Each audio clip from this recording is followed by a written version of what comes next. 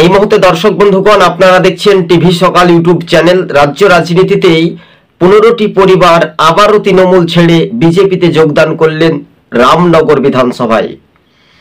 আবারও বাংলাতে কার্যত বিজেপির কিন্তু একটা গেরুয়া ঝড় সবসময় আমরা দেখতে পাচ্ছি। হ্যাঁ, এটা পশ্চিমবঙ্গে 26-এর ভোটে যেহেতু তৃণমূলের কাছ থেকে সরে যাচ্ছে সংখ্যালঘু ভোট, 90 থেকে 100টি বিধানসভায় তৃণমূল পিছিয়ে থাকবে। তাহলে বাকিটা ইতিহাস বিজেপি এগিয়ে থাকলে সেই জয় নিশ্চিত হতে পারে। কিন্তু আপনাদেরকে স্ক্রিনের সাহায্যে টিভি সকাল ইউটিউব চ্যানেল দর্শক বন্ধুগণ তুলে ধরছি আমরা। ভালো করে মনোযোগ দিয়ে শুনে রাখবেন।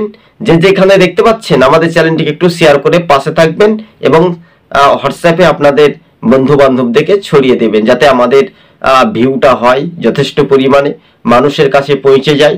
বাংলাতে একটা পরিবর্তনের হাওয়া আমরা দেখতে পাচ্ছি। তবে 15টি পরিবার, প্রায় সংখ্যাটা 500-র কাছাকাছি, শাসক দল তৃণমূলকে গুড বাই জানিয়ে বিজেপিতে যোগ দিলেন। এই মুহূর্তের সবচেয়ে বড় খবর, বিগ ব্রেকিং নিউজ, আবারও বিজেপি